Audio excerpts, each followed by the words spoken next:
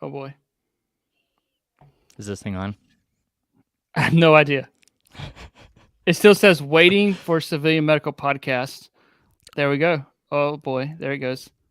Yeah, we're live. Awesome. Hey guys, welcome to another episode of Civilian Medical Podcast. This is live. We have a total of 5 people watching right now, so kind of scary.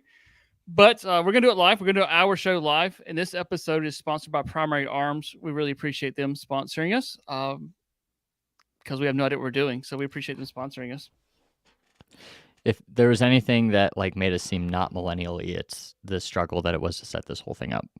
Yes, like we were talking about it, I'm like, oh my gosh, I'm kind of nervous about setting this thing up, and it's like, all right, or is it just us talking to each other, or is it going to be people actually talking, and what's going to happen? So, does anybody show? It's just an hour of us talking to ourselves, which is fine. We can do that. We've done it before, so Yeah. Yeah, we've definitely done that before. But yeah, this is the time, if you've got questions or anything out there you want to know about, we can go from there. We can take that. Just kind of want to engage with you guys a little bit more. This is our first time going live, so I'm sure there will be some hiccups for us. But yeah, any specific topics you're looking at, Skinny Medic? I was going to pull up one that got sent to us, so I was going to pull it real quick. Can you guys talk about the past in the EMS, like working for a national park or federal agency?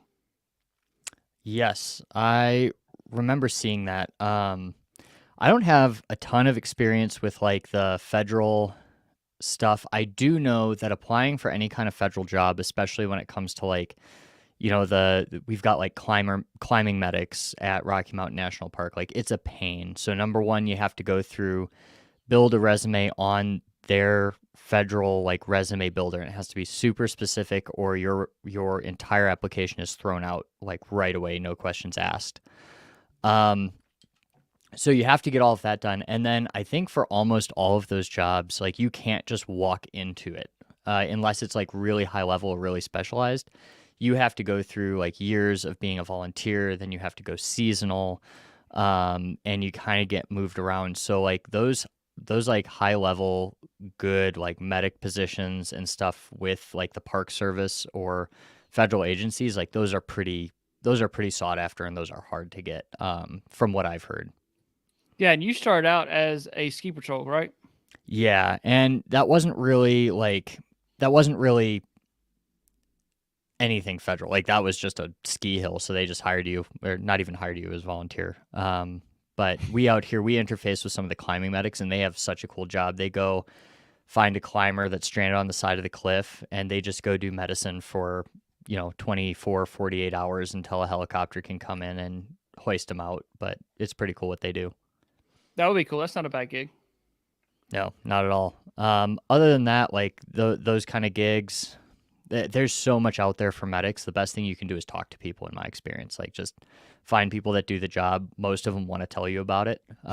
So just go find them and talk to them a little bit, and you can get a good idea of stuff.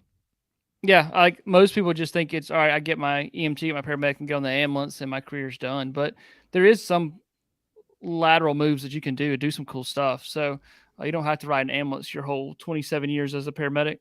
No, I've got a video on that actually. I didn't watch it. I no, I wouldn't think you would. I saw another question pop up. Thoughts on pushing calcium forward with deployed platoon medics despite not having blood products available until we get the patient back to roll one or roll two? So this is going to be a bad answer because I don't have like paperwork in front of me or like the studies there. I would say do it because the worst case scenario is it does nothing and it makes their bones a little bit stronger. So if they live, they'll have good strong bones. Other than that, like a gram of calcium isn't, as long as you're pushing it relatively slow, a gram of calcium is not going to hurt anybody. Cool. Yeah, benefit of early calcium. You know, I mean, it's part of the clotting cascade. Like I think it would help like that if you have that in TXA and you can give that in TXA right at the injury site. Um, you're not harming anything, so just do it. If that's all you have, and like I get that, grounds for so many years without blood products, you're kind of using what you have, and it's not the most effective. But I don't think either of those interventions are going to hurt a patient if you can get them on board. Awesome. Yeah, we don't carry blood at my system. We have to call for the hospital or the helicopter. The hospital-based service can meet us either in a QRV or an ambulance, and then we have a helicopter that's based in our county, so we can call them if we want blood products. Yeah, but then you have to talk to all the dirty flight crew. Yeah, and then they jack up our times. Like they just sit on scene, and I'm like, this guy doesn't need you. He needs surgery, and I flip out, and yeah. So the flight crew's got to make sure the wind is perfect and the sun is shining at 80 degrees before they're going to fly out. And meanwhile, my patient's dying. Whatever. It's fine. Paragods. Thoughts on the rubber band stretch tourniquet / pressure dressing? I assume we're talking about the stretch wrap and tuck tourniquet, the SWAT T. Yep. Do you sell those? I do sell those. I think they're good for kids and canines. That's kind of where I push them. I think they do make, I'm going to put air quotes. I think they make a good tourniquet if you're applying it to someone else. I think that if you're putting on someone else, it makes a good tourniquet. It's kind of probably difficult with your hands are bloody to try to get a good stretch and good tuck. But it's a good pressure bandage. It makes a decent tourniquet. Is it the best tourniquet? Absolutely not. But I think it's there. I think for kids, it works really well. We know that kids do not necessarily need a tourniquet, so it works good for that. And for dogs, if you're doing search and rescue or you just really love your dog, I think it works well for that. So that's my opinion. What's yours? Yeah, about the same. I've been shying a little bit more away from them for people, just because you actually dive into some of the data. Like, they're not if you take untrained people and you give them a quick lesson and you have them go in, like it has one of the higher failure rates as a tourniquet. What I like about it is it's compact, it's multi-use, and then like you said, canines and kids. I think, though, one of the huge misconceptions with tourniquets and kids is that kids need tourniquets, and they really don't. They need a really tight pressure dressing. So if they're too small for a cat tourniquet, they don't have that high of a blood pressure. You can get that bleeding stopped really easy with a pressure bandage. So that's what I go with, like, for kids most of the time, but I also get it. You want something expedient, and it can be a pressure dressing as well. So as long as you're practicing with it, I think it's fine. As long as you're practicing a lot with it, and then I would have that as a secondary option, probably not a primary option if you have the choice. And that's what we did, like for that civilian medical trauma kit that you did a video on. That's been a little popular for us. That SWAT T is a backup, so it comes with a cat, which is your primary, and then it has a SWAT T, which is your backup. It also has an Elias pressure bandage in it, so you can kind of use either one. So that's what I think it's good for that. I think you're right. Yeah. The one advantage, why I would recommend the SWAT T over the Rats is because it's wide. The Rats is so thin, you have that high occlusion pressure, the extra pain associated with that. So between the two, if people are wondering why, that's why I'd still reach for the SWAT T, and it's multi-purpose, like we've said like 5 times. So both things that the Rats tourniquet doesn't really offer. Yeah, I think I lost all the Rats fans when I burned that one at the range that time. Yeah. All right, you guys got any IV practice tips? Oh man, not so much anymore. I start like 2 IVs a month now. I have to seek them out in the hospital. I just don't start IVs anymore. They're already started for me most of the time. But I think the big thing with IV practice is I've seen a lot of nurses in the hospital be like, I don't feel comfortable. Can somebody else that's better come up and do this? And like, you got to fill people with holes to get good at it. So you should never back down from an IV just because you're not comfortable. You should put yourself in that situation. Somebody says they never get it on the first try. Go for it. Try it. That fires me up. If I can get it after that, man, I walk and my head goes just woof. Yep. You just have to put yourself out there and just do it as many times as you can, because eventually you're just going to be good at it if you keep on practicing. But if you keep on shying away from the hard ones, having your partner do it, have your buddy at the hospital do it, you're never going to get good, and you're going to continually have that problem. So yeah, just start a ton of them, and I'm not following my own advice right now. Yeah, I think knowing the anatomy too, like knowing where there's supposed to be a vein, because you may not always be able to feel it. You know it's supposed to be there, and it's there. You just got to find it. So they're getting practice. I rode on the ambulance this week, and the guy's like, "Hey, are you any good at this?" And I was like, "I used to be." So I got the IV. I was pretty pumped. Sometimes it's the little things in life, but yeah, just knowing where the anatomy and knowing where they're supposed to be vascular is important. If you have ultrasound, like that is pretty cool. I love seeing that. Using ultrasound to find the IV catheters. So Mm, not super. I'm not good at it, but I think it's cool. Definitely one of those things that's I think is useful. It's not a tool in a toolbox. yeah, absolutely. Um, Thoughts on paramedicine requiring degrees like bachelor's and master's. So I just had a really good conversation with David Pfeiffer on Instagram. I'm looking to actually going out to shadow him, hopefully. But he's a professor at a 4-year paramedic college. He's got a background in politics and is doing like all sorts of really, really cool things to like try to get a paramedic practitioner together that's recognized by Medicare, Medicaid, pushing degrees and stuff. And obviously he's biased there, but I think a minimum of an associate's at this point in time. Personally, I think that's where we need to go as a profession. But I don't want people to associate like a paramedic associates with the nursing degrees because I feel like a lot of nursing degrees are kind of pointless because they don't actually help you. They don't make you a better nurse. They teach you some statistics and then they teach you um, like some management stuff, which is fine. But for paramedics, I think that's where we have to go to professionalize and get more reimbursement from Medicare, Medicaid, and to be able to stand on our own as a profession instead of kind of using fire and hospitals as a crutch. Pre-COVID, I would agree with you. Like pre-COVID, I'd be like, "Yep, you're right. We need degrees."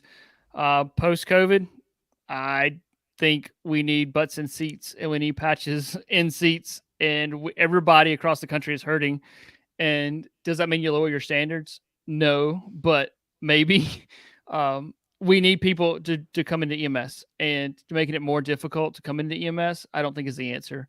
I think to push, yes. Like I have a EMT student that I taught her high school EMT. She's going to graduate high school with her EMT, and I was like, hey, you like Western Carolina is in North Carolina. It's about an hour and a half from me. They have a bachelor program for paramedicine, and I was like, "Hey, you need to go get your bachelor's degree." I pushed her to go. Hey, go because I wish I would have done it. Wish somebody would have pushed me to do it. Uh, but at the same time, I'm like, man, my services has so many openings right now. We need butts in seats. Uh, I think though it's a Services. self-correcting problem, isn't it though? Like if you allow people to bridge and you bring people in and they've got so many years like nurses, like you have 4 years to get your BSN, RN to BSN. And then if you can show like better pay and more professionalized service for that, I think you're going to get more people into it. So instead of starting new paramedics out at $15 an hour, um, you know, 1825 actually. 18.25 an hour, you can actually start them out at a living wage. I think you'll attract more people. But I think the key is, like you said, like we need a lot of people. So being like, next year, if you don't have a degree, you can't come into EMS. I don't think that's going to go over super well, personally. Yeah, and I get it. Like it's tough because we need people. We need to like there are no more senior paramedics, senior EMTs. Like this is not a career path for anybody. They always seem to come in and they jump ship. They go to nursing or they go to PA school. So there are no career paramedics anymore. Like that is tough to find. The average the last time I looked, it was 10 years. And then I looked again a few months ago and they were saying that the average career for a paramedic is like 7 years. So that brings a lot of things to the problem is the fact that now we have senior paramedics who've been a paramedic for 5 years. There are the senior paramedics. There are no Yeah. 10 and 15, 20-year paramedics or seniors anymore. So EMS is struggling, and I don't have all the answers. I wish I did.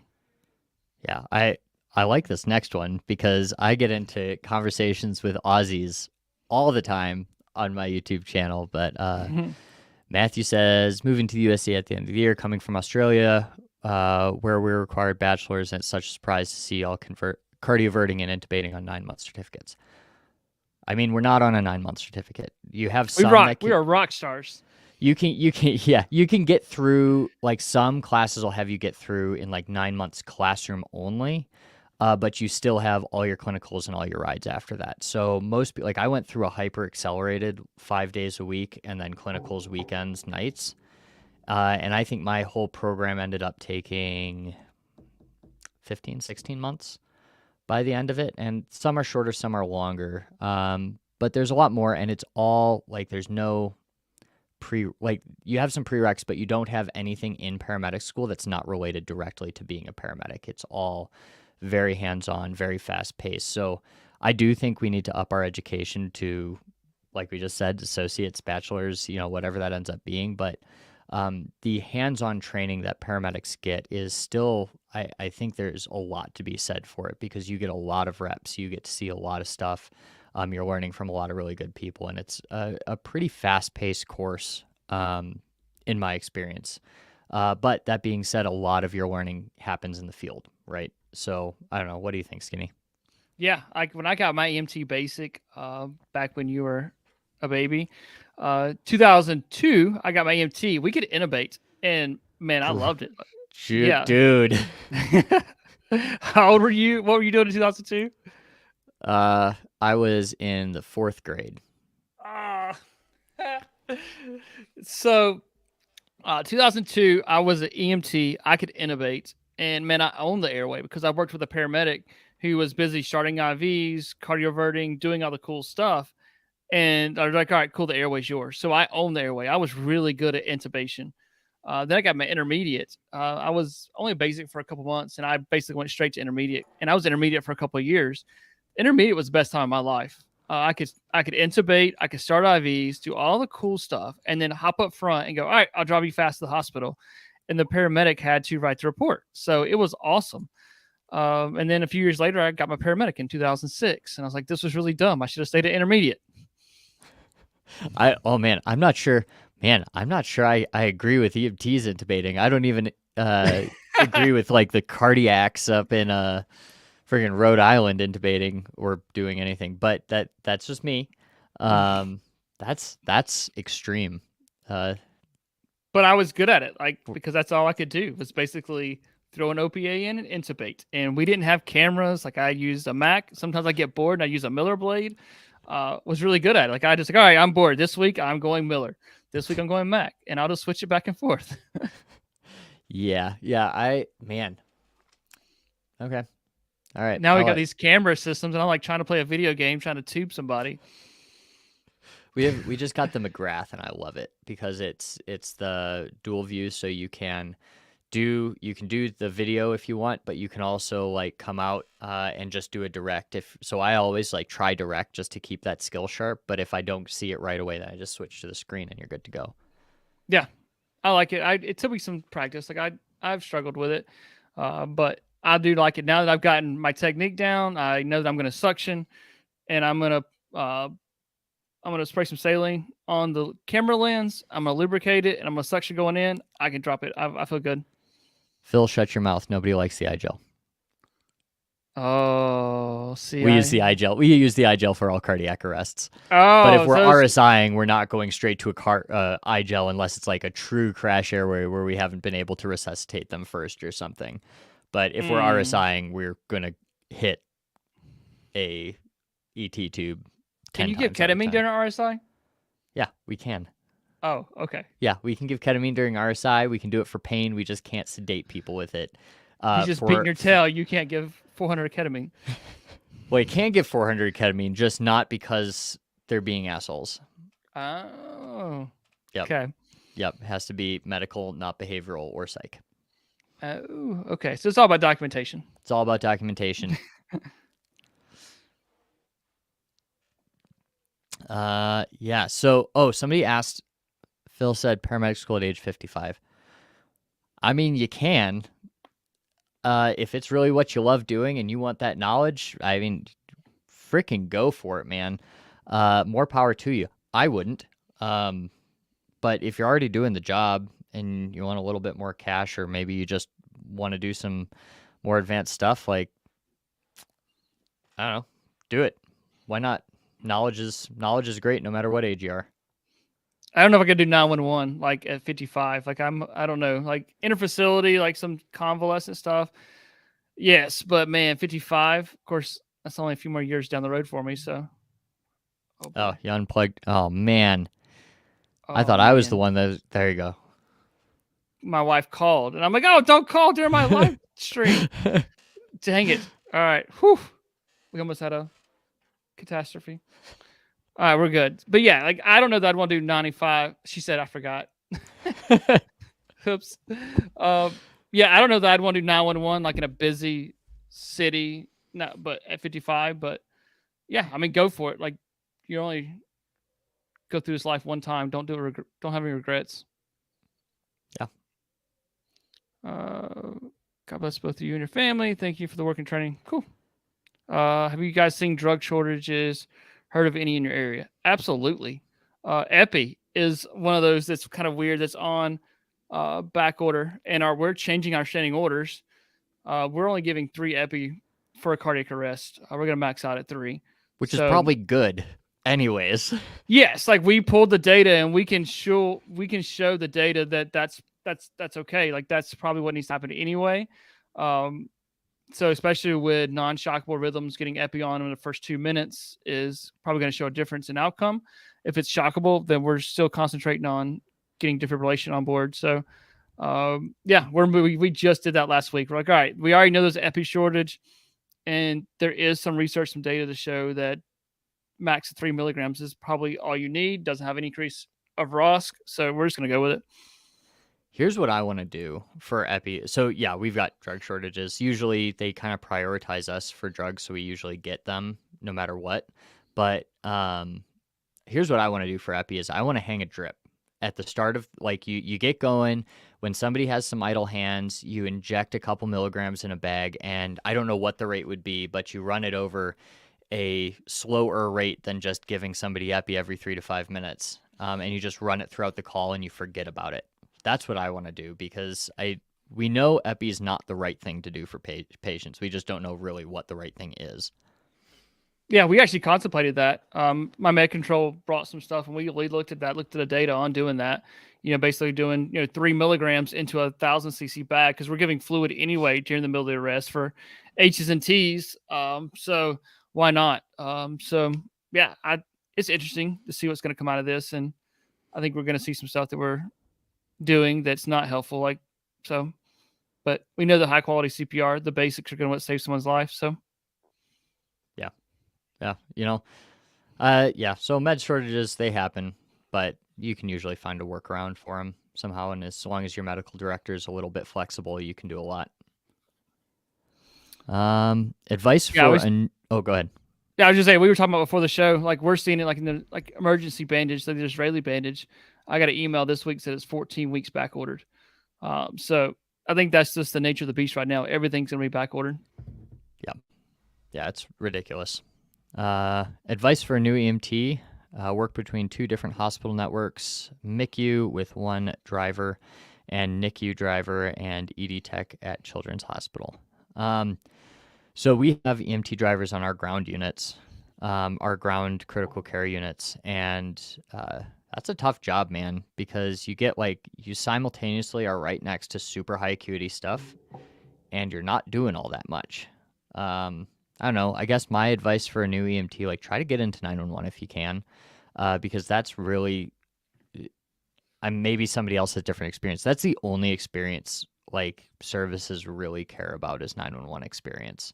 If you're going for 911 eventually, or if you want to move up, be a paramedic, go into a 911 system, they want to see you have 911 experience. So I just try to get somewhere that has that if you can. But you do get a lot of skills as a tech a lot of times, and you at least get exposure. So if your goal is going on becoming a PA or something, that's a great environment to be in because that's where you're going to be working. So it lets you rub shoulders with the people you want to be. Yeah, I think if you can focus on your patient assessment, kind of looking at your patient, getting good at patient assessments, and then looking at lab work.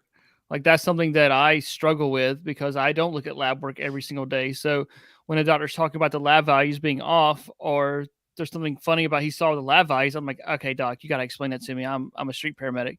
Okay, blah, blah. But if you can look at the lab values and the patient history and start making connections there, I think that'll make a better paramedic in the long run. Yeah. Yeah. Labs are still hard for me. We have to document every single lab the patient's ever had, and we run labs in the aircraft. And I still I turn to my nurse partner and go like, what's AST again? Help. Yeah. Nah, like legitimately, like we're coming out of a doctor's office or doing out of, and we, rarely do we do it in a facility, but sometimes we do it in a facility. I'm like, all right, doc, what does this mean? Like, what am I thinking about? Like, is this going to mean anything for the next 30 minutes to me while I transport anybody? So, and then all the drips going too. I'm like, oh gosh, like, what am I doing here? Like, I have no idea, like, what this pump's doing. So we're just going to drive really fast. Yeah. Yep. Yeah, we get a lot of drips. I'm getting better with the titrations and stuff, but it's just funny that there are some things that paramedic school just doesn't prepare you for, and that's one of No, them. I think the that's fact, oh, good. the fact, yeah, you have a drug that you're doing A with, but because it's causing something else, you're going to do another drug that's going to fix that problem. Mhm. And then you got another drug, and I'm like, it just multiplies on itself. And I'm like, okay, hold on. And then the vent is beeping at you. I'm like, no, I have no desire to do any of that stuff. Just unplug the vents. Unplug the vent. Just unplug it all. It'll fix Yeah, itself. just unplug. Let's just start over. Like, this is too many things alarming. I don't want to do this anymore. So yeah, I know how to do ACLS, so let's just start from PEA and we'll go from there. We'll be fine. yeah, perfect. I think that's a good segue, though. I think a lot of paramedics get really hung up on their skills. Like, they won't get educated unless it pertains to an actual skill they can do. And knowledge is great. And that's not just for like paramedics, EMTs. That's for like everybody. Like, you should learn stuff that doesn't necessarily apply to you, that just helps your worldview and helps, understand what's going on. That's good to do. But I personally think, same with paramedics, is learn some theories, learn some whys. You don't have to just learn something because you want an ultrasound on your ambulance. Yeah, I agree with that. Like before, it was like, oh well, I got him to the hospital. That's all that matters. And then we found out that they died 3 days later because of ultimately something we did pre-hospital or didn't do pre-hospital. So that's what we're really pushing.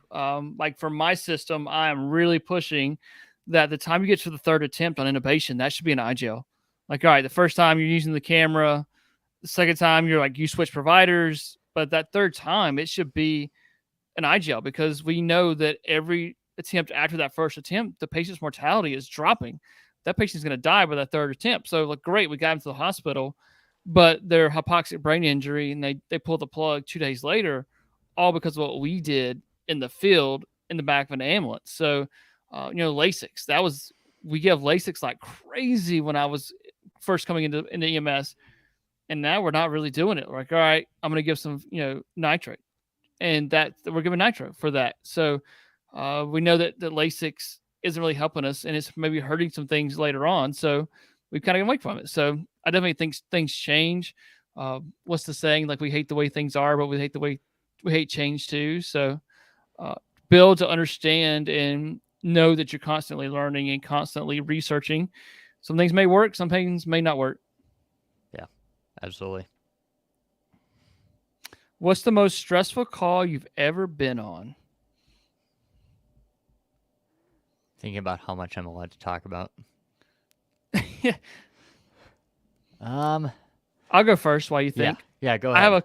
I have so we did a rescue a couple years ago, and guy was at the top of the mountain where we're at, and we called in an air rescue. Yes, we have little bitty mountains over here. So we called in air rescue, and my team went up and hiked, and I had incident command, and I was like, this sucks. Like, I would rather be on the side of the mountain doing patient care than have incident command. Because you're thinking about multiple things. I'm thinking about logistics. I'm thinking about getting food for my guys to get back down. It was starting to rain. It's getting dark. Multiple things. So thinking about logistics and thinking about all that stuff. And while my dudes are up there having a good time, getting airlifted off the side of a mountain and getting hoisted, like I was ticked. So and the guy who's been airlifted has been like airlifted like 4 times. Like, he's a lucky dog. Yeah. I got 2. I got one as a reserve deputy on the SWAT team. It was my first first real call out, we were these two juveniles. I think they were actually like early, late teens, early 20s, something like that, and they were doing some really, really, really nasty stuff.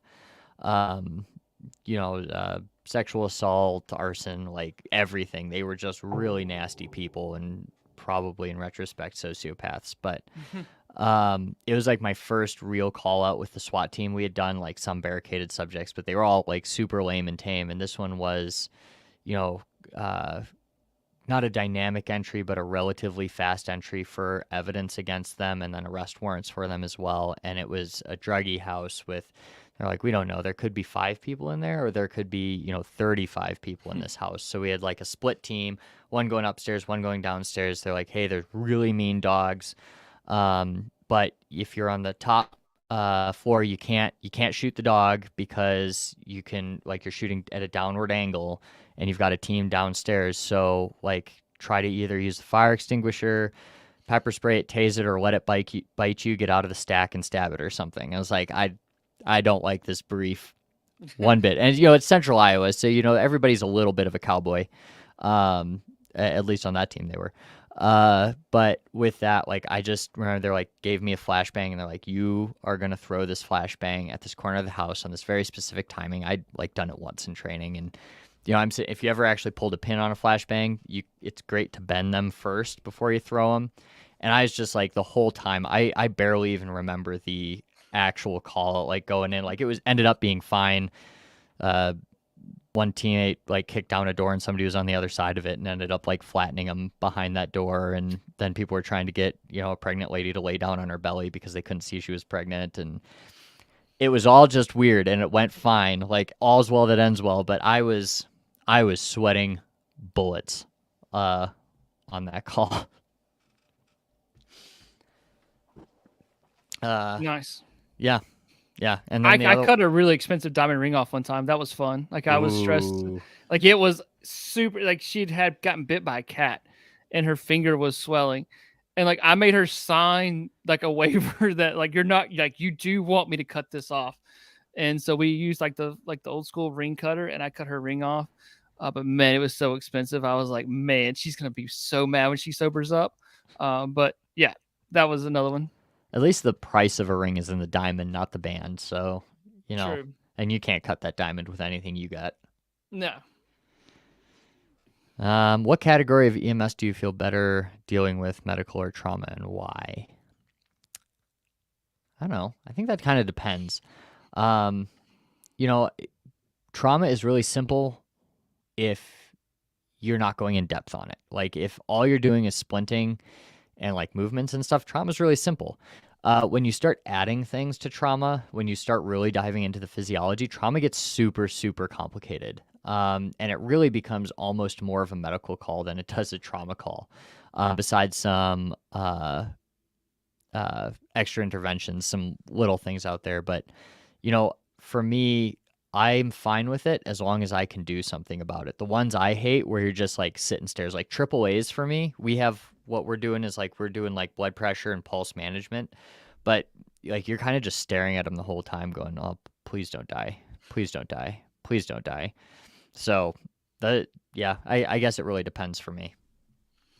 Yeah, like I love like the rescue aspect of traumas, like the vehicle extrication, getting to the patient access, like that part of the call is awesome. Like I love it. Like you good entrapment, like how are we gonna get this guy out? Like what's the method of getting him out of the car? Like I think that aspect is awesome.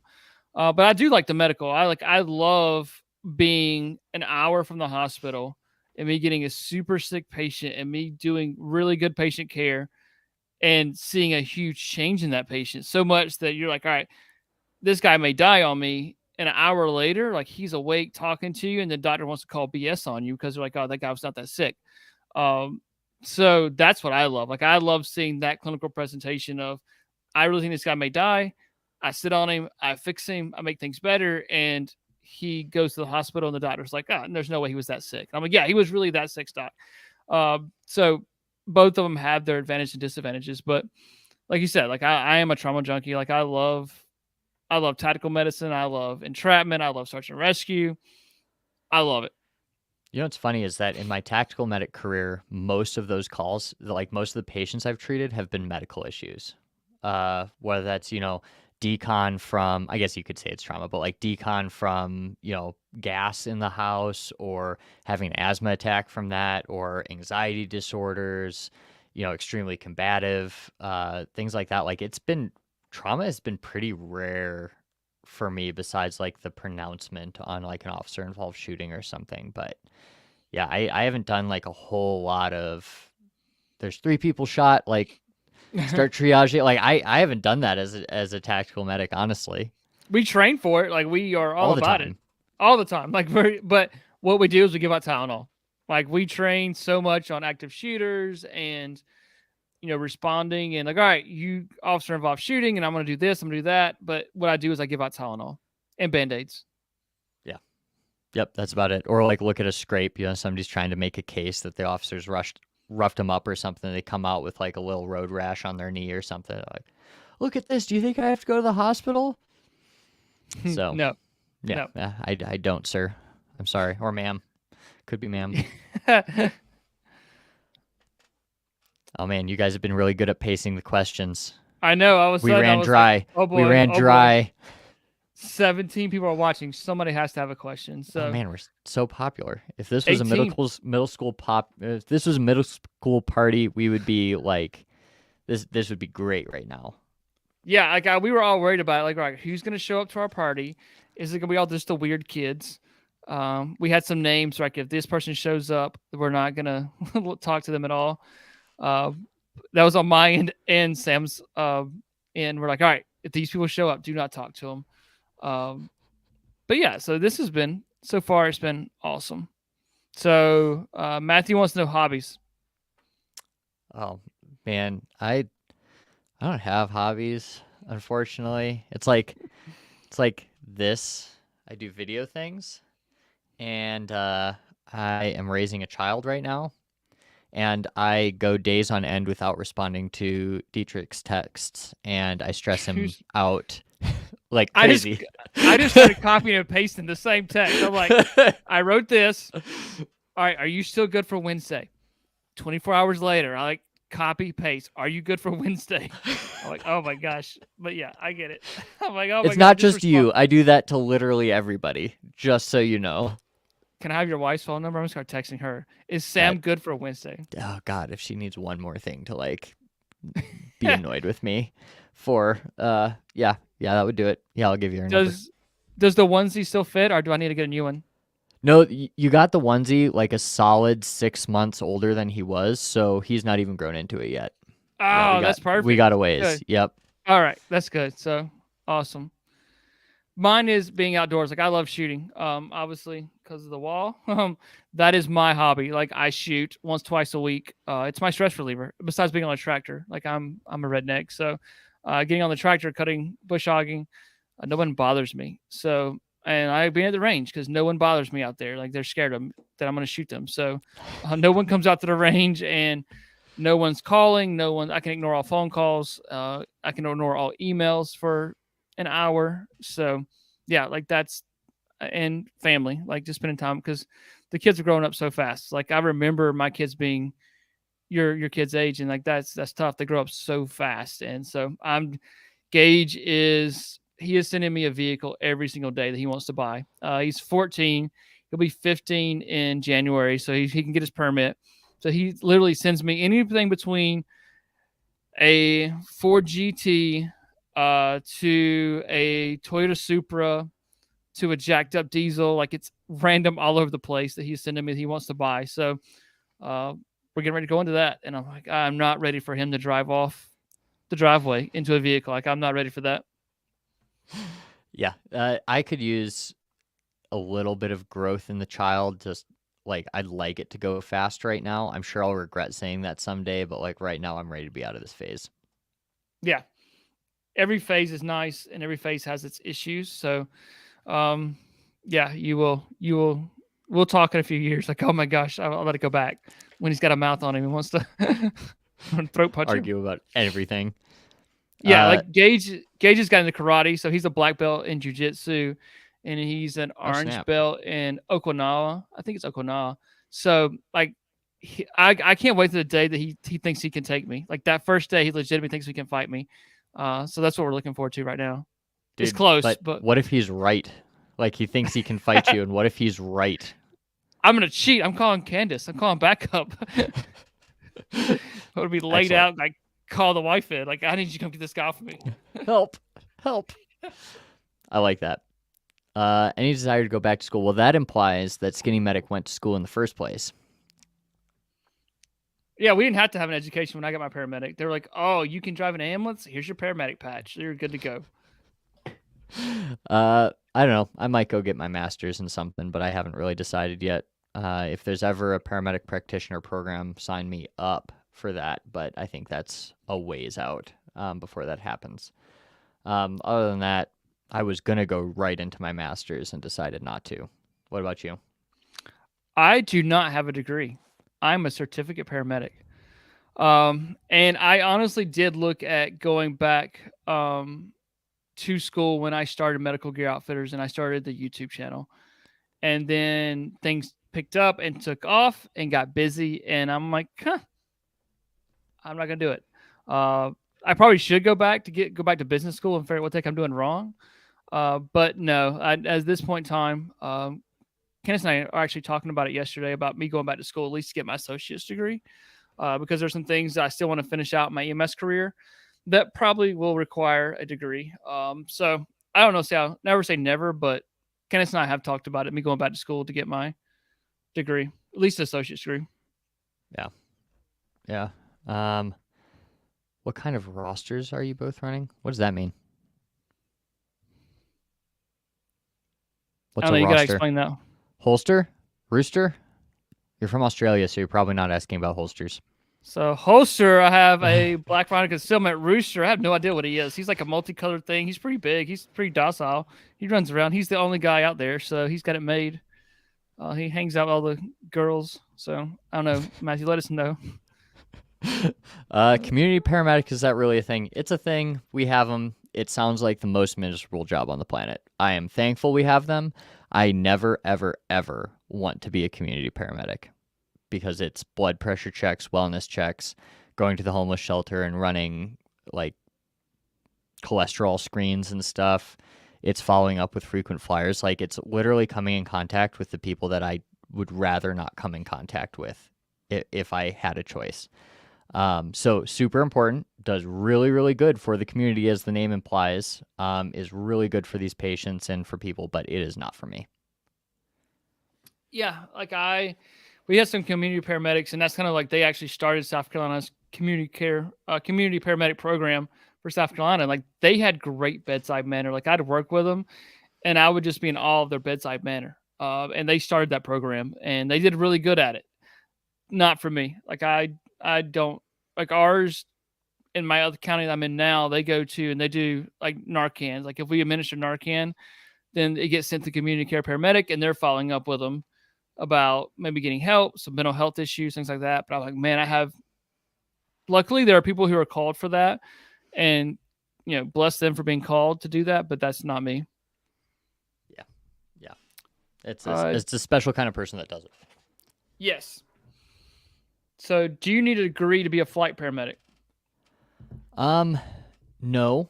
It's not like some places will require it. It's in a preferred qualification on our application. I think all of us, save for one paramedic, has a bachelor's degree. So it will definitely help you if it's in a related field, but in the United States, it is not a requirement. A lot of places will require some critical care experience, critical care tests. Like I had my board cert in critical care coming into it, or flight medicine coming into it, which is essentially the same test with some flight physiology. But the bachelor's degree, no, not so much. Yeah, Nurses, I have my critical. Yeah, I have my critical care as well, but they're getting no degree. But I never flew, so interviewed twice and didn't make the cut. So yeah, I told okay. them not to I'm bring a you little on. bitter. A little bitter. One of those things I will probably not get checked off in my career, but hey, whatever. Nah, I bet you'll hit it eventually. Someday Still get to we'll wear get the desperate fancy enough. fly suit. Yeah, I just want to get airlifted now. I just want to get hoisted. Like that's my goal right now is to get hoisted, and I'm like, that's what I want to do. Like one of our medics on our specialty team has gotten hoisted, I think 3 or 4 times, and I'm like, dang gummit, like I just we had a rescue 2 weeks ago, and the flight crew texts me. It's like, hey, what are you doing? I was like, I'm at dinner with my wife. And they're like, oh, you're not on the mountain? I was like, nope. He was like, oh, I was going to airlift you. I'm like, dang gummit. So I went to dinner with Candace instead, but whatever. Yeah, For well, that cert, go oh, ahead. CERT. Uh, CERT, that's Community Emergency Response Team, right? I Hmm. should know this. I have like a degree in emergency management, and I think something covered that at some point. Yeah, they really help your county out. They're good people. They're volunteers typically. Yeah. Medical training for them. Beneficial to have or expect to get. I mean, EMR, Emergency Medical Hmm. Responder, is a great certification for something like this where you're volunteering your time. You don't have, a long time or a lot of bandwidth to like go get your EMT or paramedic. Certs, I mean, Cert's great, or an EMR is great for that, I would think, but I'm not super familiar with them. Yeah, I think EMR is a great spot. And like I said, usually you're volunteering your time for cert, so they will pay for it. Like they'll go to the local fire department and they'll take care of it. So that's a great place. There's no need to go get your all the way to EMT or anything like that for that program. So would Would being a being licensed oh sorry, go ahead. would You being a read it. licensed helicopter pilot help you become a flight paramedic? No, they're like our pilots are actually like discouraged from having medical certifications because they don't want to making calls about the patient. We learn some about like aviation and stuff. Like I can read a plate, I can scan for traffic, check skids, do some emergency procedure checklist stuff. But it's really they're so separate jobs that like the pilots have their own little track they go down, and we have our own. Now, it might be a plus in the interview, but I don't think it'll be a difference between you getting a job and not. They're very, very different qualifications. Yeah, most of the ones I know are all prior military. They come out of the military. They were pilots in the military, and they come out now and are flying. So that seems to be what I've noticed. Yeah, and it's funny. Our base, we only have one pilot that's military. He Hmm. flies Hueys. The rest were all civilian. They all went through. But then the other bases are almost all military, just because it's so freaking expensive to get your helicopter license. Like I said, and they require a lot of flight time too, so that can get expensive Yeah, if it's you're like paying for it. 2,500 hours, and the way that most of them get their hours if it's civilian is they go and they're CFIs, they're certified flight instructors. And I just learned this is they make like $15 an hour, but they only make that money while the skids are off the ground. So they don't make that money when they're like talking to the student in the helicopter before they take off. They're only doing it while they're flying. So it's like pennies you're making. Ugh. Yeah, it sounds horrible. Or you're like flying tours in the Grand Canyon, which also sounds horrible. And then or you're like flying people to oil rigs, which sounds okay, but flying people to oil rigs means you live somewhere where you probably don't want to live. I think flying over through the Grand Canyon would be awesome. I mean, probably for the first 50 times you did it, and then the rest of it you're babysitting. Like, it's hard enough for the pilots to keep me from walking into the tail rotor. Like, now you have a bunch of tourists on the back of your helicopter, and you got to keep them from walking into the tail rotor. Like, that, I don't know, sounds awful to me. You only make that mistakes once. Once, and then you're red mist. Yes. Mm. I Yeah, think it's cool, RPR. like how people duck. Like I still duck coming under the blades. Like I was always taught to duck under the blades, but the blades are up higher. Are you supposed to duck under blades? No, no, it's a rookie move. Yeah. Where people get into trouble is if they're walking uphill, like they step out of the helicopter, they walk uphill, or they're like looking down at the blades, they walk downhill. Our PR power or our landing zone training has like a video of somebody getting decapitated. It's not hilarious, but it is funny that it's in our training video. From it, you don't duck under blades. The other thing that can happen is when they're starting up or shutting down, they lose that centripetal force, and if a Yep. gust of wind comes, it can push the blades down to uh, close to the ground. What extra certifications would you recommend while being an EMT or paramedic? I don't know. Certs don't really help you that much, in my experience. Like, except for meeting minimum requirements as a paramedic, like you need your ACLS, you should have your PHTLS, you should have like that stuff. Like the certs aren't going to help you get a certain job, But like NRP is huge, and that's Hmm. not required by a lot of services, but that's a big deal because you might deliver a baby, and guess what? Now you have to do NRP, which is neonatal resuscitation program. So that's a good one for paramedics, I would say. AMLS is a good one too. I like that one. It is, Um, yeah. It makes you think a little bit more. yeah, I like it. For me, like I think getting my instructors made me a better EMT, better paramedic. When I was my EMT, I got my CPR instructor, so it got me comfortable talking in front of. Oh my gosh, I just read the comment, then I had to stop. Um, getting my I can't even talk now. Getting my BLS instructor was good, and then I decided once I got a paramedic. I'd only been a paramedic for a couple of years when I got my PALS instructor because I was like, kids scare me. So I got my PALS instructor, and that way I could teach it. And I knew all those drug doses by heart. I could run a PALS. I knew PALS assessment. I was good, and then I got ACLS, and now I have PHLS instructor. I have TEC instructor. So I think the instructors have helped me be a better paramedic. Yeah. Yeah, I agree. I teach like AMLS. I'm kind of dropping AMLS teaching and then PHTLS and PALS and ACLS and stuff. And I agree that if you can teach it, you know it really well. And the first thing I do before I like teach anything is I read the book way better than I would study it for a test because those tests are pretty freaking easy right now. Um, yeah, instructor certs are great, and then they kind of help you in everything else. Those actually you can market pretty well because you can go somewhere and be like, by the way, I can go teach all these first responders CPR, things like that. As far as American Heart Association or American Red Cross, American Heart Association, in my opinion, American Red Cross, they're getting better, but they lag a little bit, and they're very much oriented towards lay people only. And I've noticed that depending on the instructor, you can get some pretty outdated knowledge from them. Yeah, like I was reading some stuff. They're trying to get back into like the ACLS market. Like they're trying to get back into the pre-hospital stuff. But there again, I think American Heart Association has it. Like they own it right now. Yeah.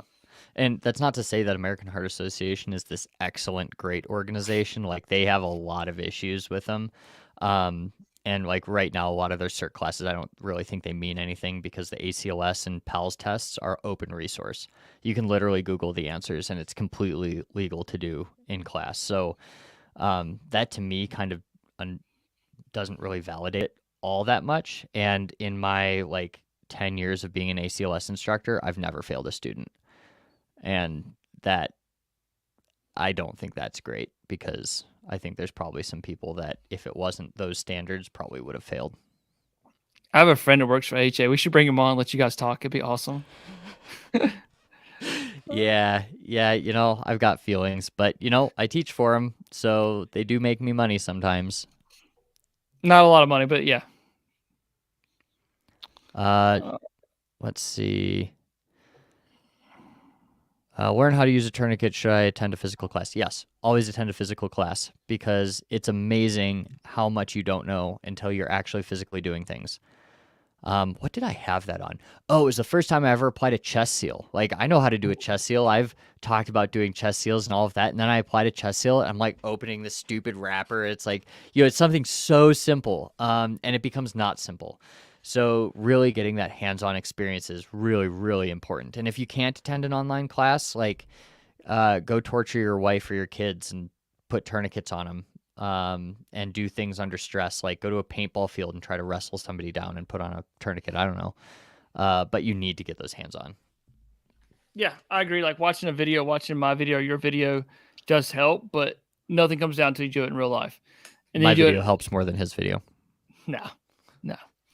Just the camera quality's better, but my instruction's better with your 4K ridiculousness. Um, but yeah, I think and nothing gets better than actual hands-on training, and then hands-on training under stress, like you said, like that makes a big difference. If I can do it, my heart rate's 80, that's no big deal. But when my heart rate's 110, that changes things. So or 150, whatever. I'm old. Yeah. Yeah, it's amazing what you forget under stress. It's amazing how much things narrow in and how like a simple thing that you've practiced a million times, even if you haven't done it in person, like how much more complicated that becomes. I did that like a needle decompression a couple weeks ago, and I was like, I had to stop and like think like, all right, it goes on the rib, then over the rib, under the rib, And I like just had to sit and be like, what? I have video on this. I should know this. And you know, it comes to you, but it takes a little bit. Yeah. Adding paintball to tournament. That'd be awesome. The little airsofter kids do it, so.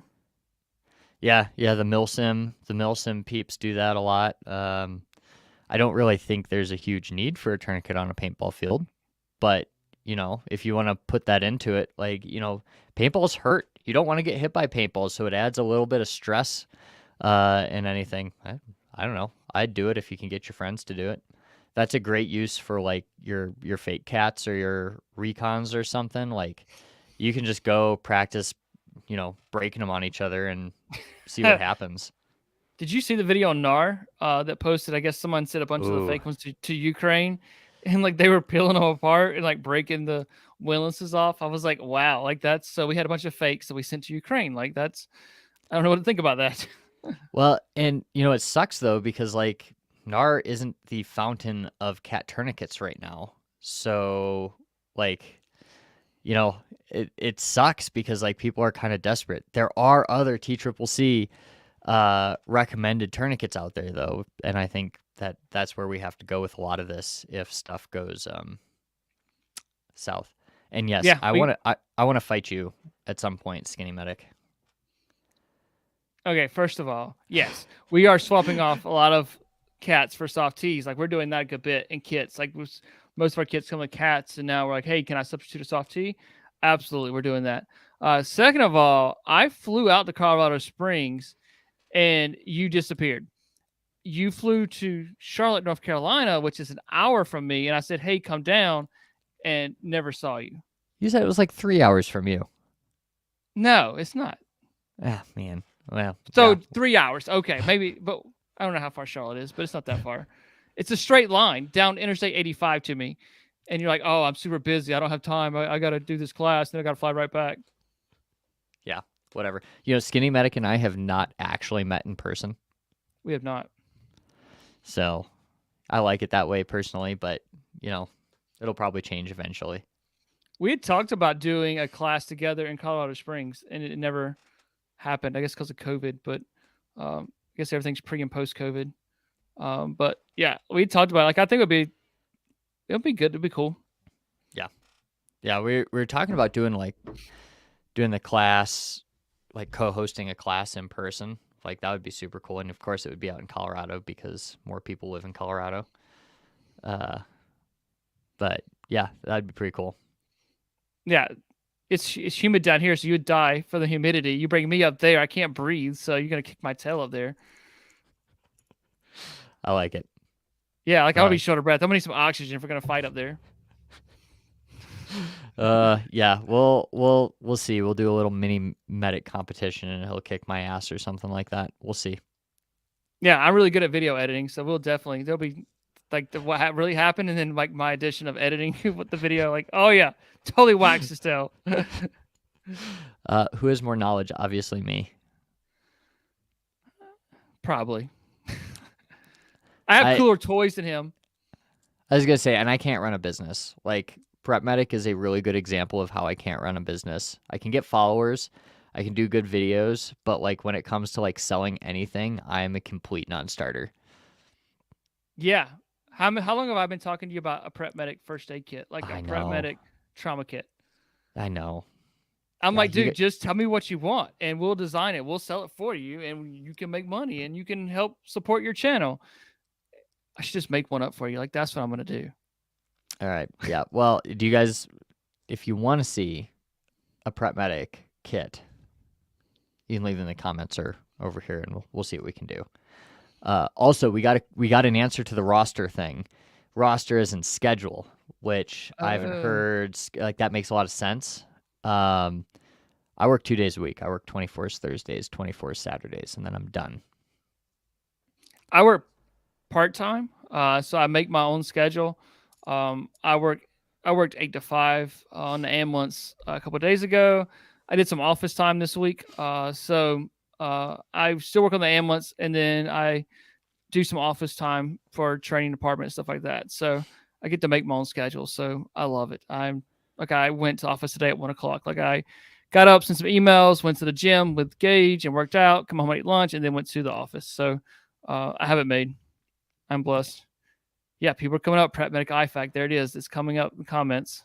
Yeah, we'll do it. And maybe if we do a thing on your site or something where we're selling this, maybe we can sell some patches on it too. How long have I been talking about that? I know. There are people who have patches, and I do not have a patch. Like, that hurts. That's intentional. Let's send your wife some stuff. She's gonna have a T-shirt. Number one fan. You and your son can wear the matching outfits. Yep. Well, that's fine. Whatever. Awesome. Well, we made it an hour. How about that? Hey, we made it an hour. Thank you guys for keeping up with the questions and Pity asking us questions so that we could keep on talking at you. We're gonna try to do this more, I think was the consensus. So we'll let you know when the next one's scheduled. Yeah, this is kind of our goal. Why we brought, us coming together, and then coming together on this separate YouTube channel was to do the live chats more. So kind of gives both of our audiences a chance to come together and talk and get to talk to us. So yeah, maybe a month, every other month, something like that would be awesome. So we'll get it together. Cool. Awesome. Thank you guys for support. Yeah, thank you guys. So leave us a comment and share the video. We need it. Thank you. Oh boy.